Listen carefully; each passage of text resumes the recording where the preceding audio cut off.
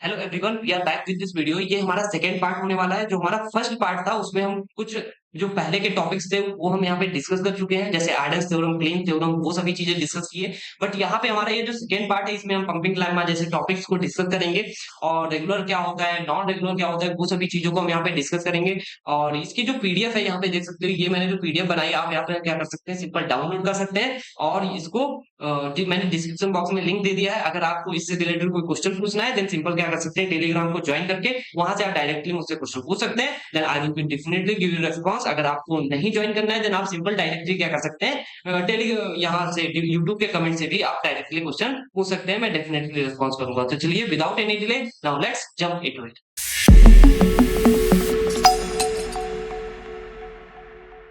अब हम यहाँ पे देखने वाले हैं कि जो हमारा रेगुलर लैंग्वेज और नॉन रेगुलर लैंग्वेज होती है वो क्या होती है। तो यहाँ पे देख सकते हो, सबसे पहले हम यहाँ पे बात करेंगे कि इनके डिफरेंसेस की। डायरेक्ट हम डिफरेंसेस बात करेंगे क्योंकि हमको रेगुलर नॉन रेगुलर अगर पढ़ना है तो हमको डिफरेंसेस पता होने चाहिए। उसके इस बेस पे हम क्या कर सकते हैं, उसकी डेफिनेशन हर एक चीज पढ़ सकते हैं। तो इनकी डिफरेंसेस डेफिनेशन में क्या है वो हम देख लेते हैं। सबसे पहले देख सकते हो, recognised by finite automata and describable by the regular expression. ये रेगुलर एक्सप्रेशन के थ्रू डिस्क्राइब की जाती हैं। वहीं पे अगर मैं बात करूं कि नॉन रेगुलर लैंग्वेज क्या होती है, रिक्वायर मोर पावरफुल टूल, जैसे पीडीए है, Turing machine, these type of machines ये हमारी नॉन रेगुलर लैंग्वेजेस को सपोर्ट करती हैं।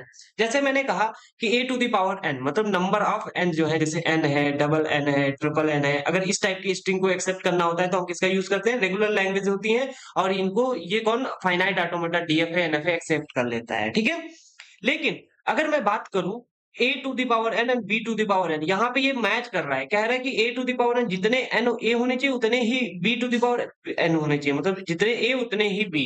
तो यहाँ पे हमें क्या करना पड़ेगा, या तो पीडीए की जरूरत पड़ेगी या फिर किसकी, ट्यूरिंग मशीन की जरूरत पड़ेगी। सो दिस इज इट गाइस। तो यहाँ पे जैसे एक और ये एग्जाम्पल हो गया, एक और ये अनदर एग्जाम्पल हो गया। तो ये आप देख सकते हो, जैसे ये ऑटोमेटा कौन सपोर्ट करता है, एनएफए डीएफए, ये पीडीए और ट्यूरिंग मशीन को सपोर्ट करता है। ये एक्सप्रेसिबल होती है, ये नॉट एक्सप्रेसिबल, मतलब एक्सप्रेशन इसकी क्रिएट नहीं कर सकते हो। And close under standard operation, ये close under standard operation, not always close under standard operation. ये पंपिंग लंबा प्रूव्स रेगुलरिटी, ये रेगुलरिटी को प्रूव करता है। ये use to prove non regularity, ये नॉन रेगुलरिटी को प्रूव करता है कि वो चीज है कि नहीं है। ठीक है, तो चलिए आगे देखते हैं। डिसीजन प्रॉब्लम इफिशिएंट सॉल्युएबल है, और ये है ऑफन कॉम्प्लेक्स टू सॉल्व, ये थोड़ा सा कॉम्प्लेक्स हो जाती है सॉल्व करने में। तो बस थोड़ा सा डिफरेंस था जो कि मैंने रेगुलर नॉन रेगुलर में आपको बता दिया। हो सकता है अगर आएगा तो 2 मार्क्स में एग्जाम में आप पूछ देगा। ठीक है, तो चलिए हम थोड़ा सा यहाँ पे बात करेंगे कि होमोमॉर्फिज्म क्या होता है। तो homomorphism in the regular language is the mapping that replace each symbol of the language and with the string from the possibly another हम क्या करते हैं, एक जो हमारा अल्फाबेट होता है या सिंबल कह सकते हो, जैसे हमारे पास सिंबल 0 और 1 है। ठीक है, ये हमारे पास सिंबल्स हैं। अब सिंबल्स 0 को हम किसी दूसरे अल्फाबेट से रिप्लेस कर दे रहे हैं एंड 1 को किसी दूसरे अल्फाबेट से रिप्लेस कर दे रहे हैं, और वो फिर भी रेगुलर लैंग्वेज रह रही है, तो उसको ही हम होमोमॉर्फिज्म बोलते हैं। तो हम यहाँ पे कोई भी, जैसे हमारे पास ये स्ट्रिंग है 0 1 0 0 1, और मैं चाहता हूं कि एच ऑफ 0 की जगह पे मैं यहाँ पे ए बी लिख दूं और एच ऑफ 1 की जगह पे मैं जेड लिख दूं। तो इसकी जगह पे अगर मैं यहाँ पे लिखता हूँ तो देखो, 0 की जगह पे ए बी, 1 की जगह पे जेड, ए बी जेड। तो ये भी हमारी क्या होगी, ये भी हमारी रेगुलर लैंग्वेज होगी। तो बस यही कहना चाहता था। तो प्रॉपर्टी भी पढ़ लेते हैं। कह रहे हैं कि if L is a regular language, अगर एल रेगुलर है, एच इज अ होमोमॉर्फिज्म, जो एच है वो होमोमॉर्फिज्म है, देन हम कह सकते हैं जो एच ऑफ एल होगा वो भी हमारा रेगुलर होगा। जैसे कह रहा है कि एल 0 0,1 0 1 1 है। ठीक है, और कह रहे हैं रेगुलर लैंग्वेज है ओवर द अल्फाबेट ये। तो होमोमॉर्फिज्म कह रहा है h of 0 is a b है, एच ऑफ 1 सी है। तो हम कह सकते हैं जब इनकी वैल्यूज को रखेंगे तो A B A B C आएगा। तो ये भी क्या होगा, ये डेफिनेटली हमारा रेगुलर लैंग्वेज होगा, इसको कोई भी दो राय नहीं है। अगर एग्जाम में आएगा, तो जब मैं पढ़ रहा था तो मुझे बहुत ज्यादा हार्ड टॉपिक लग रहा था, होमोमॉर्फिज्म, कॉम्प्लीमेंटेशन। तो ये सभी क्लोजर प्रॉपर्टीज होती है हमारी रेगुलर लैंग्वेज की। ऐसे हमारे पास क्लोजर प्रॉपर्टी यूनियन होती है, ऐसे इंटरसेक्शन होती है, और भी बहुत सारी जो प्रॉपर्टीज है वो मैं ऑलरेडी यहाँ पे डिस्कस कर चुका हूँ। सबसे ऊपर यहाँ पे देख सकते हो, ये हमारी यूनियन है, इंटरसेक्शन है, क्लीन है। तो ये जो प्रॉपर्टीज है इनको भी हम क्लोजर, अगर प्रॉपर्टी आएगा कहेगा write a closure property of the regular language, तो आप वहां पे लिख सकते हैं easily. Okay, so this is it guys. और यहाँ पे अगर मैं बात करूँ कॉम्प्लीमेंटेशन ऑफ रेगुलर लैंग्वेज, कि कैसे आप रेगुलर लैंग्वेज का कॉम्प्लीमेंट करेंगे। तो कॉम्प्लीमेंट का मतलब आप पता ही है, अगर जीरो है तो उसकी जगह पे वन लिखना, वन है तो उसकी जगह पे जीरो लिखना। जैसे मैं कहता हूँ zero one zero zero one, अगर इसका मैं कहता हूँ कॉम्प्लीमेंट निकालो तो क्या निकालोगे, zero one one and zero and one. ये हमारा क्या हो जाएगा, ये हमारा अगर ए था, ये क्या हो जाएगा, हमारा कॉम्प्लीमेंट हो जाएगा। इस कॉम्प्लीमेंट को इस टाइप से भी लिख सकते हैं या फिर हम इस टाइप से भी लिख सकते हैं, ठीक है। तो दोनों टाइप से एक्सेप्ट है। तो चलिए देखते हैं, complementation of the regular language over an alphabet sigma consist of all string sigma and that are all not in L.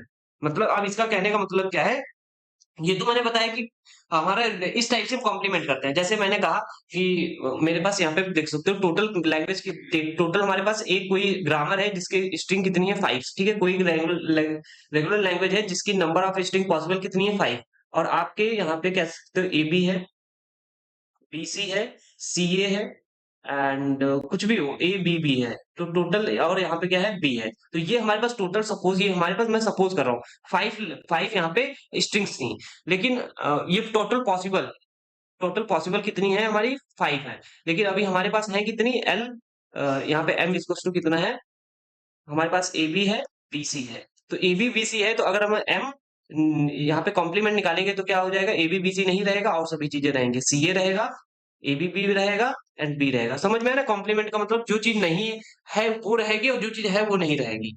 That's it. If L is a regular, then its complement is also regular. And to find a complement, construct a DFA and L and switch the accepting state and non-accepting state. Simple, आपको कुछ नहीं करना है।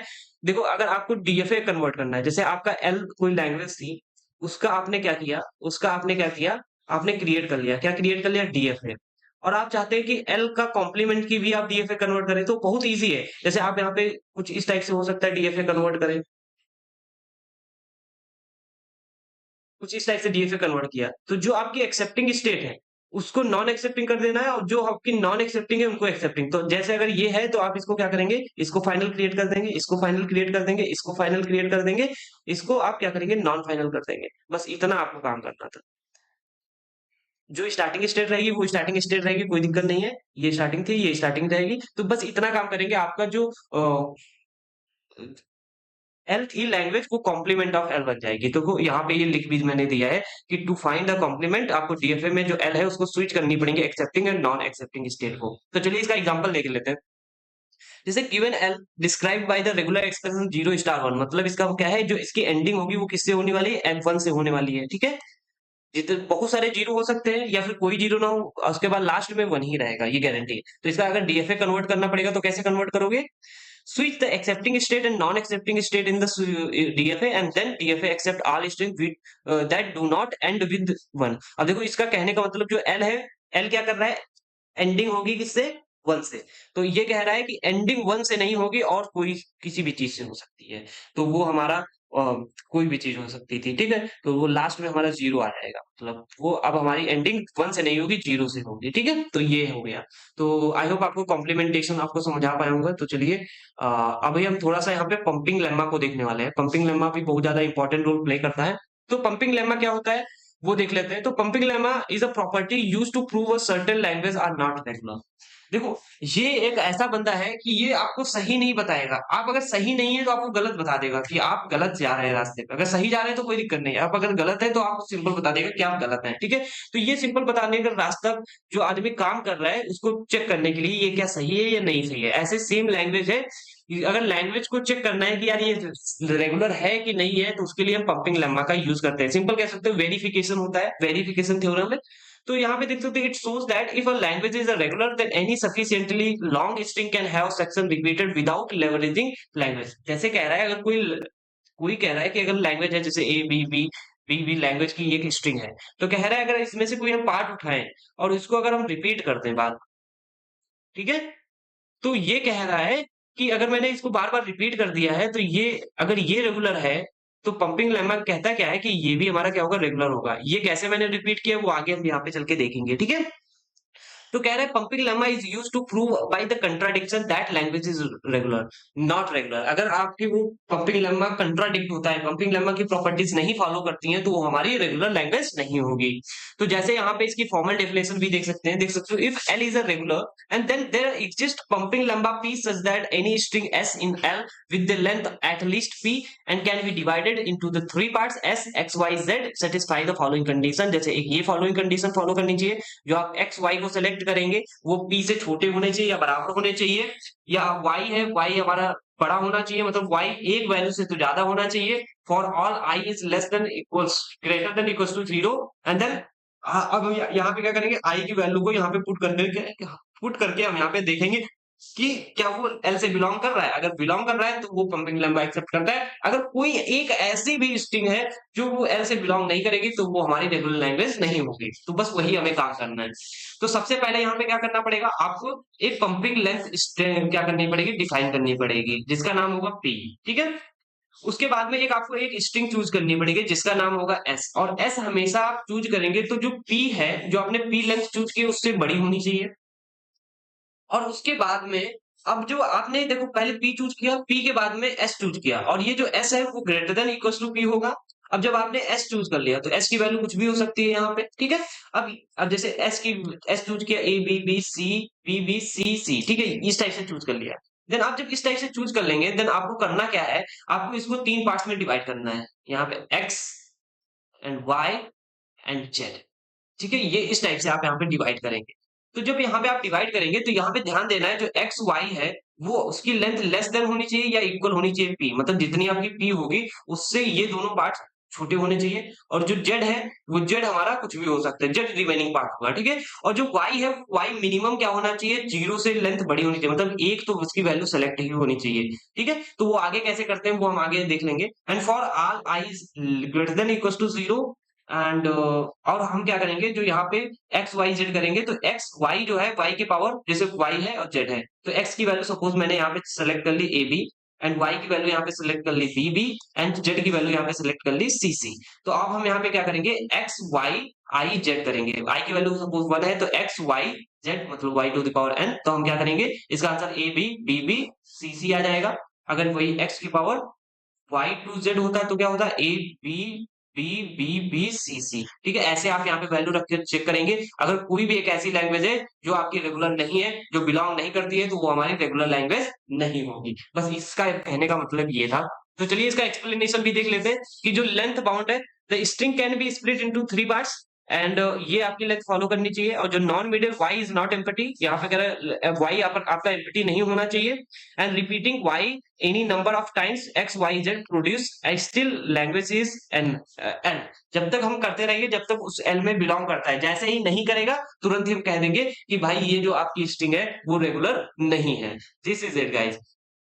तो जैसे यहाँ पे मैं पहला क्वेश्चन लूंगा, और ये क्वेश्चन जब लूंगा तो आपको हो सकता है ये क्वेश्चन कंफ्यूज करे, क्योंकि मैंने अगर जो जिस हिसाब से यूट्यूब पे बताते हैं मैंने उस हिसाब से नहीं बताया, जैसे क्वांटम में है उस हिसाब से नहीं बताया, क्योंकि मैंने यहाँ पे एक जनरल वे लिया, जिससे अगर आप दो क्वेश्चन कर लेंगे उसके बाद कोई भी क्वेश्चन आएगा तो आप क्या करेंगे, पैटर्न फॉलो करके कोई भी क्वेश्चन को सॉल्व कर सकते हैं। तो इसीलिए मैंने इस टाइप से क्वेश्चन को सॉल्व किया है। तो देख सकते हो यहाँ पे हम क्या करेंगे, proof that language A to the power N B to the power N क्या ये रेगुलर नहीं है, ये आपको प्रूव करना है। ये आपकी रेगुलर लैंग्वेज नहीं है, ये तो मुझे भी पता है कि ये रेगुलर नहीं है, लेकिन ये आपको प्रूव करना है पंपिंग लेम्मा से। तो पंपिंग लेम्मा से कैसे प्रूव करेंगे, फर्स्ट स्टेप क्या होगा आपका, स्टेप 1 हो गया ये कि आपने क्या किया, एल को एक रेगुलर लैंग्वेज सपोज कर लिया, मान लिया कि एल रेगुलर है और उसकी पंपिंग लेंथ क्या है, पी है। ठीक है, ये आपने सेलेक्ट कर लिया।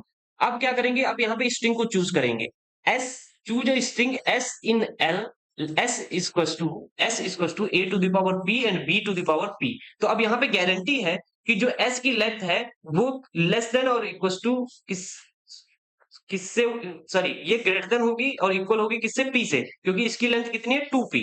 देख सकते हो p यहाँ पे वैल्यूज p यहाँ पे तो 2p हो जाएंगी ना, तो ये हमेशा p से बड़ा रहेगा। ये आप देखो पहली वाली प्रॉपर्टी यहाँ पे फॉलो कर गई, ये वाली प्रॉपर्टी फॉलो कर रही, सॉरी ये वाली नहीं, जो आपकी यहाँ पे s is greater than equals to p होनी चाहिए वो फॉलो कर रही। अब यहाँ पे थोड़ा सोचने वाली बात है, अगर यहाँ पे ए पी है, ए टू द पावर पी है and B to the power P है, और आप चाहते हैं इसको एक्स स्प्लिट करना है, स्प्लिट करना चाहते हैं, कैसे स्प्लिट करना चाहते हैं, एक्स वाई जेड में। तो एक्स वाई जेड में चाहते हैं, तो मैं सपोज चाहता हूं कि जो एक्स है और वाई है, आपको पता है ये कैसा होना चाहिए, लेस देन और इक्वल टू होना चाहिए, किससे, पी से। मतलब जो पी की वैल्यू है उससे ये छोटा होना चाहिए, पी से पी की वैल्यू है उससे ये एक्स और वाई की वैल्यू छोटी होनी चाहिए। तो मुझे पता है पी लेंथ कहां तक है, ये है, और पी एक्स्ट्रा कौन है, ये। तो जो x और y की वैल्यू होंगी वो अंडर द a होंगी, मतलब जो x और y की वैल्यू होंगी वो दोनों a की ही वैल्यू होंगी। देखो जो यहाँ पे देख सकते हो, और हमेशा जो y है, y आपका क्या होना चाहिए, ग्रेटर देन 0 होना चाहिए, मतलब एक वैल्यू चाहिए। तो y consist only A's, y हमेशा क्या कंसिस्ट करेगा, a करेगा। क्यों करेगा, आप कहोगे b क्यों नहीं करेगा, क्यों नहीं कर पाएगा, क्योंकि आपको पता है कि जो x और y अगर दोनों को सेलेक्ट कर रहे हैं वो लेस देन p होने चाहिए। तो यहाँ पे दो p हैं, एक b, p number of p है, p नंबर ऑफ a है, तो p नंबर ऑफ a में ही x और y को सेलेक्ट कर लेंगे। This is it guys. तो अब हम यहाँ पे जो काम करना था वो मैंने कर लिया। अब हम क्या करेंगे, अब देखो यहाँ पे सेलेक्ट करने की चीज जैसे है, जैसे a to the power p था, p में से मैंने सपोज कुछ नंबर ऑफ y's को मैंने सेलेक्ट कर लिया, तो मेरे पास क्या बचा, a to the power k। ये हमारे पास क्या है, सपोज p थे, अब मेरे पास बचेगा a to the power k। तो y की वैल्यू क्या हो जाएगी, सॉरी सॉरी सॉरी, यहाँ पे एक मिस्टेक हो गई। अगर मैं y to the power suppose मैं k सेलेक्ट कर लिया, तो एक कितने बचेंगे, जैसे a to the power p थे, ठीक है, और मैंने यहाँ पे y to the power k select कर लिया, तो x की वैल्यू क्या होगी, क्योंकि x भी तो हम a सेलेक्ट करेंगे, तो x क्या हो जाएगा, p माइनस k। देख सकते हो, ठीक है। तो यहाँ पे y की value a to the power k हो जाएगी एंड x की value a to the power p minus k हो जाएगी। ये आप इजिली यहाँ पे इजिली देख सकते हैं, यहाँ पे आपका a होगा, ठीक है। और ठीक है, समझ में आ गया कि ये कैसे हुआ, ओके। और यहाँ पे हमेशा k बड़ा होगा 0 से, और वहीं पे अब हम क्या करेंगे, पंप करेंगे। पंप का मतलब होता है कि उसकी पावर को बढ़ाएंगे। तो हम पहले क्या करेंगे, देखो हमेशा x y i z होता है, i की वैल्यू हमेशा ग्रेटर देन होनी चाहिए 0 से, लेकिन i की वैल्यू हम 1 नहीं रखेंगे, 1 रखेंगे तो सेम स्ट्रिंग आएगी, तो कोई मतलब नहीं है। तो आपको क्या रखना है, x y और x y 2z रखेंगे। तो 2z रखेंगे, इसका मतलब क्या है कि देखो, अब जब x y 2z रखेंगे तो x की वैल्यू क्या आई है, हमारे पास है a p माइनस k, ठीक है, ये आई है a की वैल्यू। एंड y की वैल्यू क्या आई है वो आपको मैं दिखा देता हूं। अब y की वैल्यू आई थी मेरी, देख सकते हो, a to the power k, जिसकी पावर हम 2 कर देंगे, एंड डॉट यहाँ पे देख सकते हो, और उसके साथ में डॉट, और यहाँ पे z की वैल्यू क्या आई थी, b to the power p। B to, क्योंकि जितना रिमेनिंग पार्ट था वो मेरा क्या हो चुका था, देखो एक्स वाई इसमें आ गया था, जेड यहाँ पे आ गया था ना, तो ये मैंने कर दिया। अब यहाँ पे देख सकते हो, अब हम क्या करेंगे, a to the power p minus के एंड प्लस 2k। थोड़ा सोच के देखोगे, जब आप इसको कंबाइन करोगे तो ये आएगा, और dot p to the power p।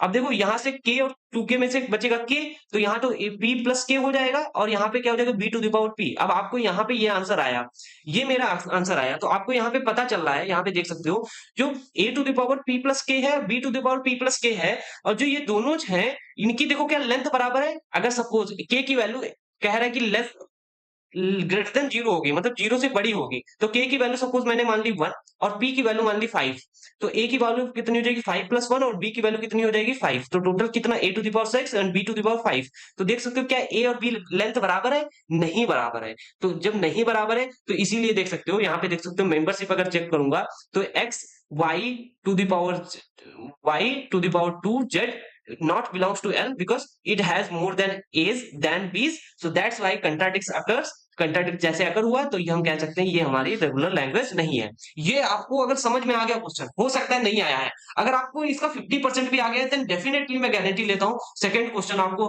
बहुत ही इजीली समझ में आ जाएगा, और विद सेम पैटर्न आपको जस्ट लगेगा कि यार ये तो सेम ही क्वेश्चन होते हैं पंपिंग लेमा के।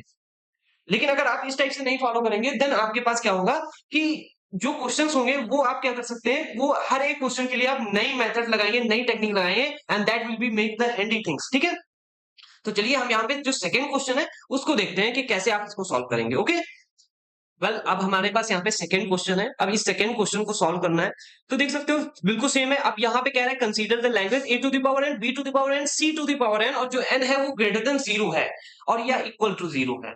तो अब यहाँ पे हम चेक करने वाले हैं, कह रहे हैं which consist the string with the equal number of a's, equal number of b's, equal number of c's, and is that order. तो अब यहाँ पे कह रहा है कि अगर जैसे 2 ए हुए तो 2 बी होंगे और 2 सी ही होंगे, ये इसके कहने का मतलब है, ठीक है। तो मैं यहाँ पे क्या करूंगा, एक लेंथ मैंने एज्यूम कर ली, एक लेंथ मैंने एज्यूम की कि so assume L is a regular and has a pumping length is the p. जो पंपिंग लेंथ है वो क्या है, मेरी पी है।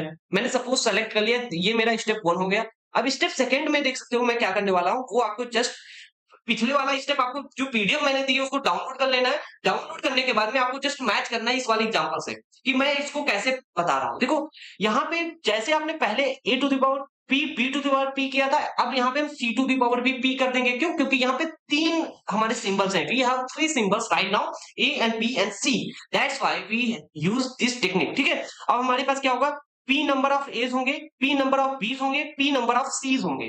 क्लियरली? और जब हमारे पास हो जाएगी जो एस की लेंथ होगी वो गारंटीड है, वो कितनी होगी, 3p होगी, क्योंकि p number of a, p number of b, p number of c, और which is greater than p, which is greater than p. हमको जो यहाँ पे प्रॉपर्टी कहा था कि जो एस ऑफ लेंथ है वो हमारी ग्रेटर देन और इक्वल्स टू पी होना चाहिए, एंड दैट्स इट, वो हमारी प्रॉपर्टी पहले फॉलो कर रही है।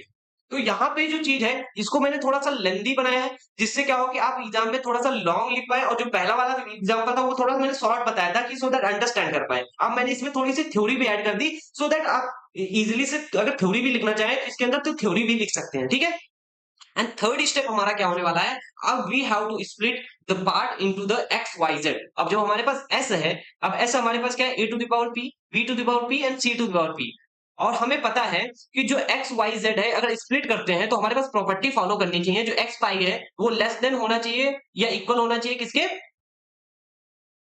पी से, मतलब जो पी है उससे छोटा होना चाहिए। तो मुझे गारंटीड है जो आपका यहाँ पे एक्स आएगा या फिर वाई आएगा वो क्या होंगे, वो हमारे ए ही होंगे। ये दोनों किस में बिलोंग करेंगे, ए में, क्योंकि ये ए टू द पावर पी है, पी से छोटा होना चाहिए, तो ये इसी के अंदर आ जाएंगे ना।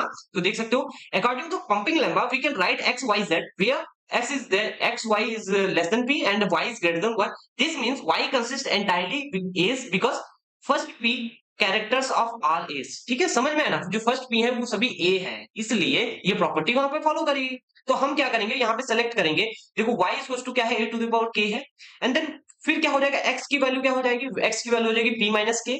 अंडरस्टैंड? तो हम यहाँ पे जो चीज करने वाले हैं वो आपको दिखा देते हैं। अब हमें क्या करना पड़ेगा, एक्स वाई टू जेड कर लेंगे, एक्स वाई टू जेड करेंगे तो क्या आ जाएगा, एक्स की वैल्यू क्या है, पी, सॉरी यहाँ पे ए लिख देते हैं, a to the power P minus के and a to the power k to the power 2, and अब हम क्या करेंगे यहाँ पे b to the power P and C to the power p, ये हमारी जेड की वैल्यू हो जाएगी, this is the z, this is the value of z. अब हम क्या करेंगे, इसको हम a to the power P minus के प्लस 2 के कर लेंगे and dot B to the power P and C to the power P. अब हम क्या करेंगे, A P plus K and dot B to the power P and C to the power P. मैंने पिछले वाले क्वेश्चन में इसको prove करके बताया था, अगर पी की वैल्यू अगर मैं यहाँ पे 5 रख लेता हूँ और के की वैल्यू अगर मैं यहाँ पे 2 रख लेता हूँ, देन ये कितना हो जाएगा, a to the power 7 and B to the power 5 and C to the power 5। तो ये क्या बराबर है, तीनों नहीं बराबर है, इसलिए ये क्या है, ये बिलोंग नहीं कर रहे हैं हमारी जो ये लैंग्वेज दी गई है, सो दैट हम कह सकते हैं ये हमारी रेगुलर नहीं है। देख सकते हो, ठीक है। अब देखो इन्होंने आप यहाँ क्या कर सकते हैं, एक एग्जांपल एक से ही आप प्रूव कर सकते थे क्योंकि इससे ही नॉन रेगुलर आ चुका है। आप यहाँ पे मैंने क्या कह दिया, 2 दे दिया, इसलिए दे दिया क्योंकि आप ये ना समझे कि हम एक ही दे सकते हैं, आप तब तक करते जाएंगे, जैसे अगर ये सपोज रेगुलर प्रूव कर देता तो हम नेक्स्ट को प्रूव करते कि ये क्या नॉन रेगुलर है, हम तब तक प्रूव करते रहते जब तक हमारा कोई नॉन रेगुलर नहीं आ जाता। ठीक है, लेकिन यहाँ पे दोनों केस में ही नॉन रेगुलर है, क्यों, क्योंकि ये इनकी लेंथ बराबर नहीं है। ठीक है, तो देखो pumping string this and this are not L, they have more than a's and b's and c's, and then do not have equal number of a's and b's and c's. So since the pumping string are not in L, and this contradicts pumping lemma condition, and therefore this is not a regular। ये आपका सिर्फ मैंने theory लिख दिया, आप अगर इसको समझना चाहें तो समझ भी सकते हैं, लिखने का एग्जाम में हो, नहीं तो आप इजीली डायरेक्ट आप ये भी कर देंगे, देन आपको अच्छे से मार्क्स मिल जाएंगे। This is the generic way, so that आप क्या कर सकते हैं कि कोई भी क्वेश्चन होगा उसको सॉल्व कर सकते हैं। आप क्वांटम का भी रेफरेंस ले सकते हैं, अगर कोई यूट्यूब पे बता रहा है उस टाइप से भी यहाँ पे सॉल्व कर सकते हैं, बट जो मैंने बताया है वो मैंने आपको बेस्ट तरीका बताया है, इससे बेस्ट आपको पंपिंग लेम्मा नहीं मिलने वाला है, ये इट्स गारंटेड। ठीक है, तो चलिए अब यहाँ पे थर्ड क्वेश्चन को भी देख लेते हैं। थर्ड क्वेश्चन कह रहा है कि ये देखो यहाँ पे एक मिस्टेक हो गई है, यहाँ पे 0 टू द पावर n होगा, यहाँ पे क्या होगा, 0 टू द पावर n होगा। ठीक है, ये आपको यहाँ पे देखना है। तो यहाँ पे मैं क्या करूंगा, जैसे मैंने सपोज L है रेगुलर सपोज कर लिया, और यहाँ पे उसकी लेंथ मैंने P एग्जिस्ट कर ली, और P कर लिया, तो मैं यहाँ पे चाहता हूँ कि जो S की लेंथ हो वो P टू द पावर कितनी हो, 0 टू द पावर 3 हो, मतलब इसकी लेंथ कितनी है, 0 मतलब 3 टाइम्स P है, P की वैल्यू कितनी है, P to the power cube है, मतलब पी क्यूब है, ठीक है, जो कि हमारा ग्रेटर देन और इक्वल होगा किसके, पी से। तो यहाँ पे भी लेंथ आपको पता चल गई एस की। चलो अब हम आगे चलते हैं। यहाँ पे अगर इसकी लेंथ पता चल गई, अब हम क्या करेंगे, एक्स वाई जेड में इसको स्प्लिट करेंगे। तो जीरो हमारे पास क्या है, पी टू द पावर 3 है, ये है एस की वैल्यू। अब हम क्या करेंगे, जो एक्स होगा वो एक्स हमारा क्या होगा, वो भी हमारा जीरो में आएगा, और वाई भी होगा वो भी हमारा जीरो में आएगा, और जो जेड होगा वो भी मेरा जीरो में ही आएगा। अंडरस्टैंड। लेकिन यहाँ पे आपको ध्यान देना है, ये क्या कह रहा है कि आपको कह रहा है कि ये हमारा परफेक्ट क्यूब होना चाहिए, मतलब आपका क्यूब आना चाहिए। तो क्यूब कैसे आएगा वो आपको यहाँ पे देखना है। तो देख सकते हो मैंने यहाँ पे पी टू द पावर 3 क्यों किया, क्योंकि ये आपका क्यूब बन जाए इसलिए मैंने ये किया, ठीक है। तो अब देखो मैं क्या करूंगा, एक्स है और वाई है, आपको पता है कि ये हमारे पी के अंदर ही आने चाहिए, ठीक है, और वाई हमारा ग्रेटर देन 1 होना चाहिए। तो मैं सपोज यहाँ पे करता हूँ, वाई की वैल्यू मैंने ए टू द पावर यहाँ पे मैं क्या करूंगा, वेट अ मिनट, सॉरी जी टू यहाँ पे जीरो है ना कि ए है, तो जीरो टू द पावर के कर लिया। देन हमारा एक्स की वैल्यू क्या आ जाएगी, अब मैं यहाँ पे क्या करूंगा, जो हमारे पास ये आ गई एक्स वाई की वैल्यू ये आ गई है, तो हमारे पास जो एक्स है और जो वाई होगा, जो एक्स होगा वो क्या होगा हमारा, आपको पता है कि, हाँ यहाँ पे अगर आपको थोड़ा सा मैं समझाना चाहूंगा, तो एक्स है, वाई स्क्वायर है एंड जेड है। तो ये कैसे काम करेगा वो मैं यहाँ पे आपको दिखा देता हूँ कि ये कैसे आपका यहाँ पे आंसर ये आया। तो आपको देखना है जो एक्स की वैल्यू होगी वो क्या होगी, zero to the power P minus K होगा, ठीक है, और जो y की वैल्यू थी जीरो टू द पावर के थी, एंड z की वैल्यू क्या होगी, zero to the power p to the power 2, ठीक है। तो अब हम क्या करेंगे, x y 2z करना है। तो x की वैल्यू क्या है, जीरो, p माइनस के and zero to the power k to the power 2, and अब यहां पे मुझे क्या करना पड़ेगा, zero p to the power 2। तो हमें क्या करना पड़ेगा, जीरो p माइनस के प्लस 2k डॉट, इसको बंद कर लेते हैं और यहाँ पे zero P to the power 2 कर लेंगे, ठीक है। अब हमें क्या करना पड़ेगा, यहाँ पे देख सकते हो जीरो पी प्लस के, ठीक है, एंड यहाँ पे मुझे क्या करना पड़ेगा, dot zero P to the power 2 है। तो यहाँ पे अगर मैं इसको थोड़ा सा ब्रेक करूं, अगर जीरो प्लस यहाँ पे अगर करोगे तो zero zero to the power P and dot zero to the power P and zero P to the power 2 and dot zero to the power K. तो अब इसको हम करेंगे zero P to the power 3 हो जाएगा, dot zero to the power K हो जाएगा। तो यहाँ पे देख सकते हो, या फिर हम zero to the power P 3 plus K कर सकते हैं, ठीक है, ये कर सकते हो। तो चाहे इसको समझो चाहे इसको समझो, तो यहाँ पे जो क्यूब था वो अगर आप इस एक्स स्क्वायर से करेंगे तो जो के है वो एक्स्ट्रा हो जाएगा। क्यों एक्स्ट्रा हो जाएगा, क्योंकि यहाँ पे मैंने उसका एक्स स्क्वायर कर दिया इसीलिए एक बढ़ गया। अगर यहाँ पे क्यूब करता तो यहाँ पे 2 के हो जाता, 3 के हो जाता। इस टाइप से ये क्या होगा कि रेगुलर आपका नहीं बचेगा। मतलब रेगुलर क्यों नहीं बचेगा, क्योंकि ये क्यूब जनरेट नहीं करेगा, ठीक है। अगर सपोज मैं यहाँ पे पी की वैल्यू यहाँ पे 3 कर देता, अगर पी की वैल्यू यहाँ पे 3 कर देता, तो या पी की वैल्यू मैं 1 कर दूं, तो zero to power 3 and plus K की वैल्यू मैं सपोज 2 कर दिया, तो ये कितना आ जाएगा 5, बट यहाँ पे आना चाहिए था 3।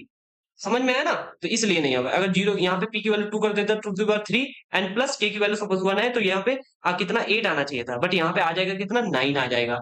तो ये चीज यहाँ पे गलत हो जाएगी, इसीलिए पी 3 प्लस के is not perfect cube and so hence is it is not a regular, ठीक है। तो बस इस टाइप से हम यहाँ पे क्या कर सकते हैं, पंपिंग लेमा के ये जो क्वेश्चन थे तीनों मैंने यहाँ पे इजिली से बता दिए। आप ये 3 प्रिपेयर करके जाएंगे, वो भी आपको बहुत अच्छे से एग्जाम में आपको हेल्प करेंगे कि कैसे आप यहाँ पे क्वेश्चन को सॉल्व करते हैं। अब हमारे पास जो क्वांटम का 2.28 है और 2.29 है, ये क्वेश्चंस को हम यहाँ पे सॉल्व करेंगे और वो भी हमारे बहुत ज्यादा इजी हैं। तो चलिए अब हम उनको देख लेते हैं।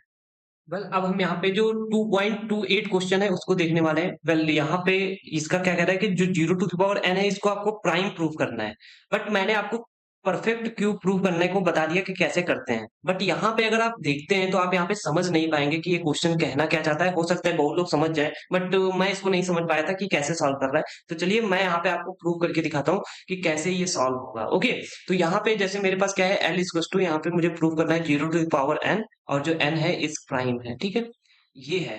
तो आपको मैंने फर्स्ट स्टेप बताया था। फर्स्ट स्टेप में क्या करेंगे, मैंने सपोज कर ली, suppose L is a regular. मैं सब पहले मैंने पहले एज्यूम कर लिया एल रेगुलर है, एंड और वहीं पे जो लेंथ है, जो पंपिंग लेंथ है उसकी मैंने क्या मान ली, पी है, ठीक है। सेकेंड क्या मानेंगे, एस इज टू, मैं क्या मानूंगा, zero to the power Q, और यहाँ पे जो क्यू है वो greater than equal to P होगा, क्यू हमेशा बड़ा होगा, ठीक है। और यहाँ पे ये अभी समझ में आ गया। अब हमें क्या करना है, थर्ड स्टेप में क्या करना होगा, s equal to X Y Z करना पड़ेगा। तो इसके लिए मुझे क्या करना पड़ेगा, एक्स वाई जेड करेंगे तो क्या हो जाएगा, मैं सपोज किया y की वैल्यू मैंने मान ली a to the power x, और सपोज x की वैल्यू क्या है, sorry a to the power यहाँ पे मैं मान लेता हूँ i, मान लेता हूँ a to the power i, ठीक है।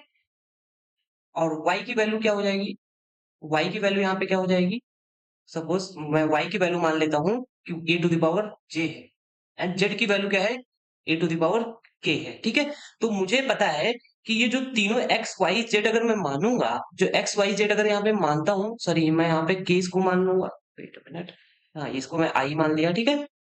तो अगर इसको तीनों को मैं मानूंगा तो तीनों की जो लेंथ को अगर मैं समेशन करूं, आई प्लस जे प्लस के, और ये किसके बराबर होना चाहिए, क्यू के बराबर, क्योंकि मैं इसी का ये O to the power Q को ही तो तीन पार्ट में डिवाइड कर रहा हूँ, तो ये वाली प्रॉपर्टी फॉलो करनी चाहिए। अभी यहां तक क्लियर है कि नहीं क्लियर है, ठीक है। तो यहाँ पे अभी ध्यान देना कि अब मैं यहाँ पे क्या करूंगा, जैसे मैंने यहाँ पे मान लिया कि ये y की वैल्यू है, ये x की वैल्यू है, ये z की वैल्यू है। अगर मैं s इक्वल टू यहाँ पे सपोज अब मैं निकालना चाहता हूँ x y i z, ये फोर्थ स्टेप हो गया। अब फोर्थ स्टेप में मुझे क्या करना पड़ेगा, x y i की वैल्यू 2 कर देंगे, z कर देंगे। तो x की वैल्यू क्या है, a to the power i plus, sorry dot कर देंगे, यहाँ पे मिस्टेक हो गई है, x की वैल्यू है a to the power j, and y की वैल्यू क्या है, a to the power i to the power 2 and a to the power k। तो यहाँ पे देख सकते हो a to the power j plus a to the power k plus a to the power 2i।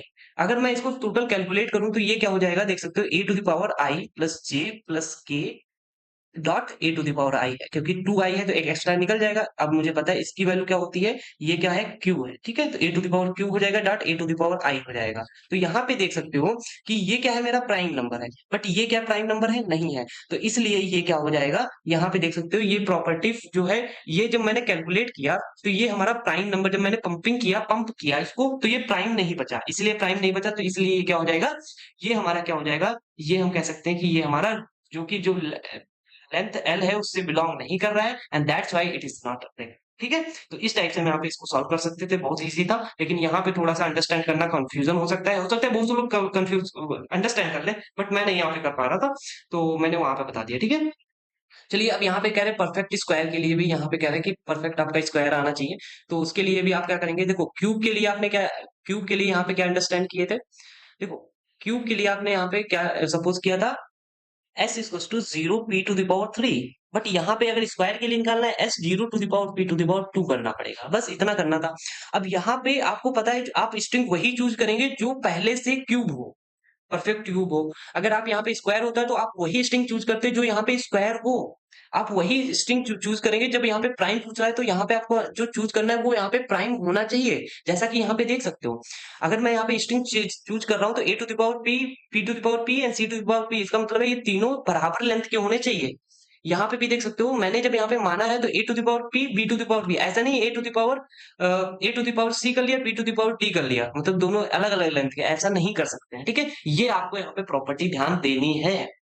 तो that's it guys, यहाँ पे ये जो क्वेश्चन थे मैंने सॉल्व कर लिए। एक और क्वेश्चन बचता है, वो क्वेश्चन यहाँ पे थोड़ा सा, यहाँ पे देख सकते हो ये क्वेश्चन है, ये आपको कह रहा है कि zero to the power m and zero to the power n को आपको यहाँ पे सॉल्व करना है। तो अब zero to the power n m और zero to the power n को सॉल्व करना है, देख सकते हो। बस अब हम यहाँ पे क्या करेंगे, देख सकते हो मैं यहाँ पे l इज टू लिख लूंगा zero to the power m and one to the power n, और यहीं पे जो m है is not equal to n, ये बता रहा है। अब यहाँ पे जो ये चीज है, अब इसको मुझे प्रूव करना है, तो मुझे क्या करना पड़ेगा, लेट एल रेगुलर लेना पड़ेगा, पी हमें लेंथ लेनी पड़ेगी फर्स्ट स्टेप में। सेकंड में क्या करना पड़ता था, एस इक्वल टू मुझे क्या करना पड़ेगा, यहाँ पे मुझे मानना है, तो मैं करूंगा zero to the power P and one to the power P plus one. मतलब देखो ये क्या बराबर है, P equal to P plus one, नहीं भाई ये नहीं बराबर है, ठीक है। अब यहाँ तक क्लियर हो गया, चलो आगे देखते हैं। अब मुझे क्या करना पड़ेगा, सेकंड में देख सकते हो s equal to X Y Z, और मुझे पता है कि जो एक्स वाई है वो लेस देन और इक्वल टू पी होना चाहिए, तो इसका मतलब है जो y है बिलोंग करेगा जीरो से, ठीक है। तो मैं सपोज कर रही हूँ जो y को मैं सेलेक्ट कर रहा हूँ वो सपोज y हमेशा ग्रेटर देन जीरो होना चाहिए, मतलब मिनिमम एक वैल्यू तो सेलेक्ट करनी चाहिए। तो y सपोज मैंने कर लिया zero to the power k select, इतने वैल्यू सेलेक्ट कर ली, तो x कितनी बच जाएंगी, तो zero to the power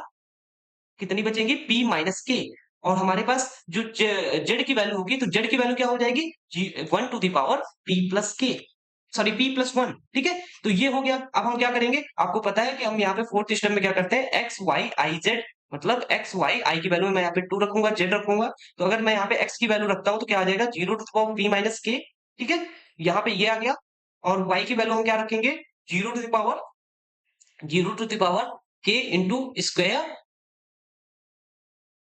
and and और यहाँ पे z की वैल्यू हम क्या रख सकते हैं, z की वैल्यू रखेंगे 1 to the power p+1। अगर हम यहाँ पे करें तो 0 to the power p and इसको हम अगर करेंगे 2k हो जाएगा, यहाँ से एक कम हो जाएगा तो यहाँ पे p+k आ जाएगा, और डॉट यहाँ पे क्या आ जाएगा 1p+1। अब कहोगे सर ये तो मैच बराबर नहीं हुए, तो इसका आंसर हमारा क्या हो जाएगा, ये हमारा रेगुलर होना चाहिए। बट यहाँ पे थोड़ा सा एक चेंज है, अगर सपोज मैं यहाँ पे करता हूँ k की वैल्यू यहाँ पे क्या होती है, ये ग्रेटर देन 0 होगी। अब ग्रेटर देन या इक्वल 0 होगी, मतलब 0 से लेकर के कोई भी नेचुरल नंबर हो सकती है। तो आप अगर यहाँ पे 0 रखेंगे तो ये देखो, अगर मैं k की वैल्यू 0 रखता हूँ तो ये क्या हो जाएगा, 0 to the power p and 1 to the power p+1, मतलब ये ठीक है।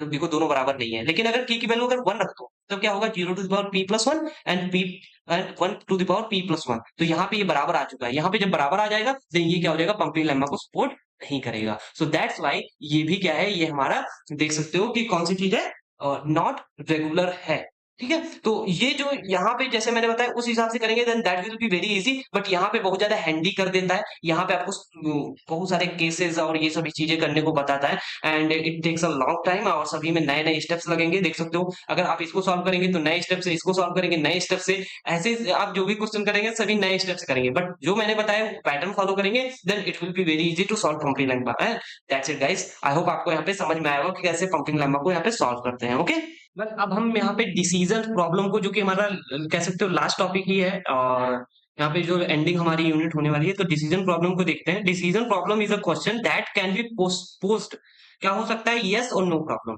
जैसे एक सिचुएशन है, एक स्टेट है, या तो उसका आंसर यस होगा या फिर कोई नो होगा। जैसे मैं कहता हूँ कि क्या आप खाना खाएंगे, तो कहेंगे नो या यस, ऐसा तो नहीं है, और कुछ कहेंगे ना।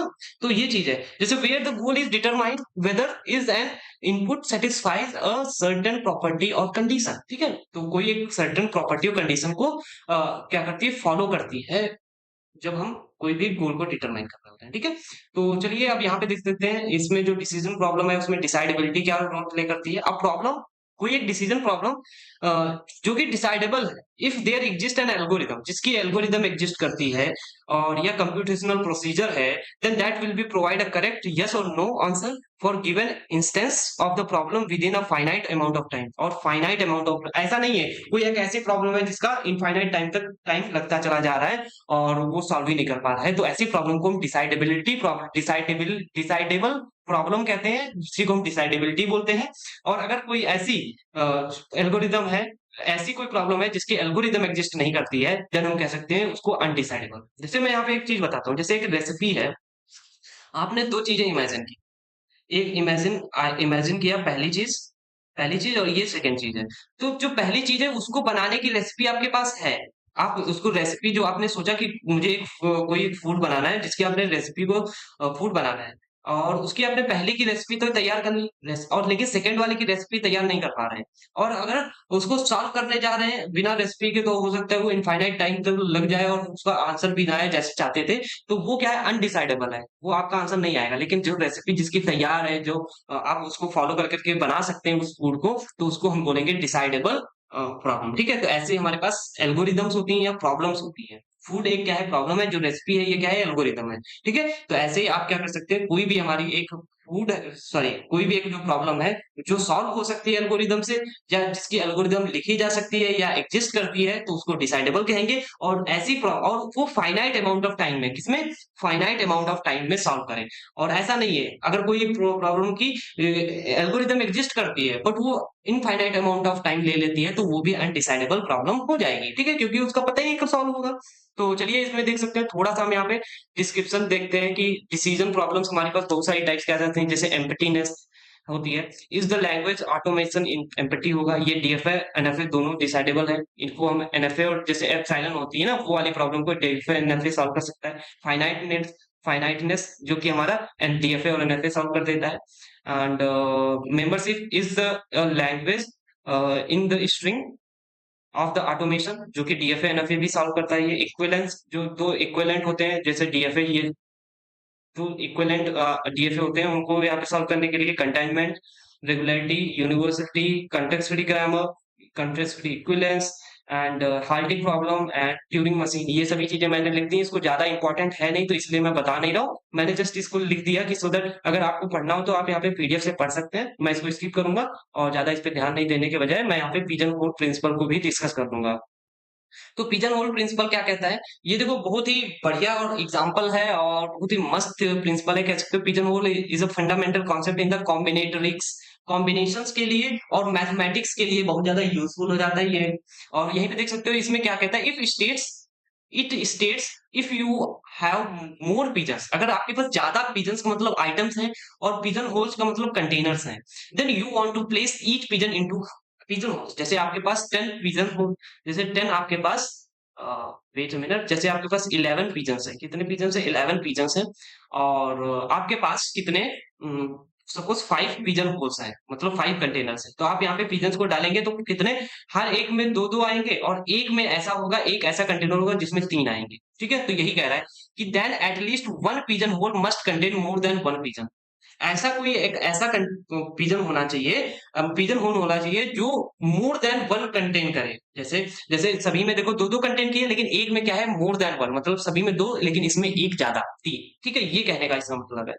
तो यहाँ पे आपको कह रहा है एक से ज्यादा हो सकते हैं, कोई दिक्कत नहीं है, लेकिन एक कंटेनर ऐसा होना चाहिए जो ज्यादा कंटेन किया हो। जैसे statements, if n items are distributed among, यहाँ पे एक एम रहेगा, m containers and n greater than k m, and वहीं पे देख सकते हो के क्या है, हमारा इंटीजर। ठीक है, तो at least one container must contain at least के प्लस वन, कह रहा है एटलीस्ट वन कंटेनर, एक कंटेनर हो जो कि हमारा, देखो यहाँ पे के की वैल्यू कितनी है, 2 है, यहाँ पे के की वैल्यू कितनी थी, 2, लेकिन एक ऐसा कंटेनर है जिसकी वैल्यू कितनी है, के प्लस वन, मतलब 3, देख सकते हो, तभी तो 11 होगा।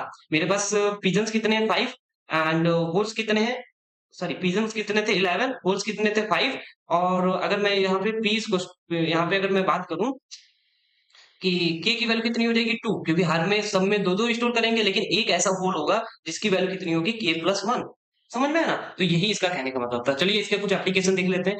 वेल, अब मैं यहाँ पे क्या करूंगा, एप्लीकेशन कुछ देखने वाला हूँ। जैसे देख सकते हो, इफ यहाँ पे 15 की जगह पे 17 आइटम्स हैं, ठीक है, 17 items among the 14 4 containers and you want to ensure that at least one container has at least कितने, 5 items and you can use the generalized pigeonhole principles। ठीक है, तो हम यहाँ पे पिजन होल प्रिंसिपल यहाँ पे क्या कर रहे हैं, जनरलाइज कर रहे हैं। तो यहाँ पे n इक्वल टू 17 है, तो हम क्या करेंगे, देखो मेरे पास क्या है कि 17 n की वैल्यू है और मेरे पास होल्स कितने हैं, m की वैल्यू कितनी है, 4, तो मेरे पास 4 कंटेनर है। अब हम क्या करेंगे, इसमें 4 डाल देंगे, इसमें 4 डाल देंगे, इसमें 4 डाल देंगे, इसमें 4 डाल देंगे, टोटल कितना हुआ, 16, बचा कितना, 1। तो यहाँ पे 1 होगा, तो एक कोई ऐसा जो n की वैल्यू कितनी बची, 1, जो 1 बची तो या यहाँ पे जाएगी या यहाँ पे या यहाँ पे या यहाँ पे। अगर k की वैल्यू यहाँ पे 4 है, देखो हर जगह पे, तो एक ऐसा कंटेनर होगा जिसकी वैल्यू क्या होगी, k प्लस 1 होगी।